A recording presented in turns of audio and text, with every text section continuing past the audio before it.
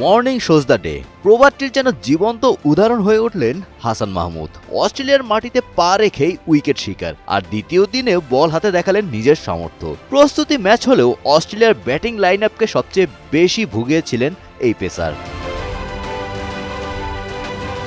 2 উইকেটে 54 রান নিয়ে দ্বিতীয় দিনের খেলা শুরু করেছিল অস্ট্রেলিয়া। নিজেদের কন্ডিশনে স্বভাবসুলভ আগ্রাসী ব্যাটিংয়ে ধীরে ধীরে ম্যাচের নিয়ন্ত্রণ নিতে থাকে স্বাগতিকরা।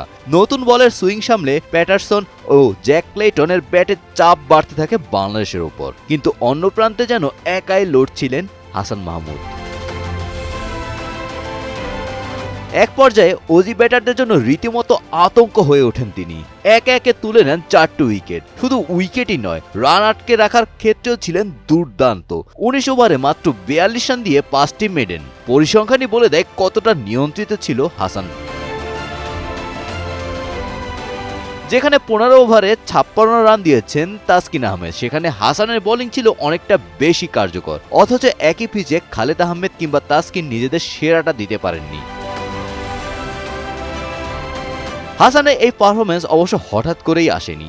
অস্ট্রেলিয়ায় আসার আগে কাউন্টি ক্রিকেটের অভিষেকে নিয়েছিলেন 9 উইকেট। প্রথম ইনিংসে 3টি, দ্বিতীয় ইনিংসে 6টি। সেই আত্মবিশ্বাসেরই যেন প্রতিফলন দেখা গেল অস্ট্রেলিয়ার মাটিতে। তবে বাংলাদেশের সামনে এখনো বড় চ্যালেঞ্জ। 263 রানের জবাবে অস্ট্রেলিয়া অল আউট হওয়ার আগে তুলে নিয়েছিল 355 রান। দ্বিতীয় ইনিংসে মাত্র 19 রানেই 2 উইকেট হারিয়ে চাপে বাংলাদেশ। এদিকে নাহিদ রানা নেই, প্রথম ম্যাচে খেলছেন না শরীফুল ইসলামও। ফলে মূল সিরিজে বাংলাদেশের পেস আক্রমণের বড় ভরসা হয়ে উঠতে পারেন হাসান মাহমুদ। অস্ট্রেলিয়ার মাটিকে পেসারদের স্বর্গ বলা হয়, সেই স্বর্গে হাসান এখন পর্যন্ত দেখাচ্ছেন সেরা পারফরমেন্স। তাই বাজির ঘোড়া হওয়ার সামর্থ্য আছে তার। Golam Rabbani, Times today.